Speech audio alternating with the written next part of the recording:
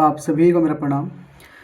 जब आप किसी ऐसे महापुरुष के या किसी ऐसे संत के प्रेम में पड़ जाते हैं जिसने अपने आप को जान लिया है, जो एकदम अपने आनंद से भाव विभोर हो गया है और आप पड़ गए हैं उसके प्रेम में, बुद्ध हो कि रैदास हो, यकीन मानिए आपका जीवन बदल जाएगा।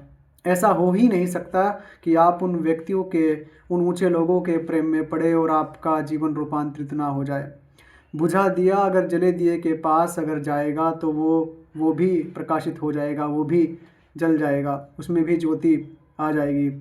लेकिन यदि आप दूर दूर से ही बस सलाम करते रहें, अपने को बचा के आपने रखा, तो फिर कुछ भी नहीं होगा। आप बुझे थे और आप बुझे ही रहेंगे। तो यदि आपके पास ऐसा कोई व्यक्ति नहीं है कि जो उन संतों का, जो संत रैदास का या जो बुद्ध का दीवाना नहीं है, जो उनके प्रेम में पागल नहीं है, जो खोया हुआ नहीं है, तो ढूंढिए फिर किसी ऐसे इंसान को। और यदि आपको नहीं मिल रहा है तो अपने आप वो बनने की कोशिश कीजिए। हमारी इस दुनिया को, समाज को या अपने लोगों को ऐसे व्यक्तियों की बिल्कुल ज़रूरत नहीं है जो केवल उपदेश देते रहे किताबों से।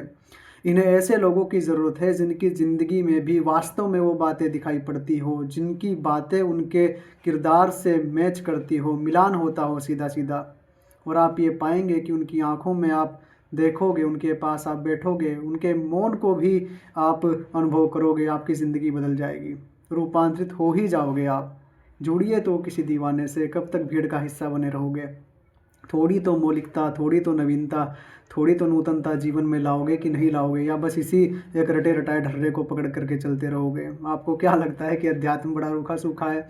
एक बार जब आप घुसोगे ना इस राह में, जब आप संतों के वचनों में या ज्ञानियों की वाणी में, उनकी बातों में जब आप उतरोगे ना, आपको ऐसा मज़ा आएगा कि ये दुनियादारी के मज़े आप भूल ही जाओगे।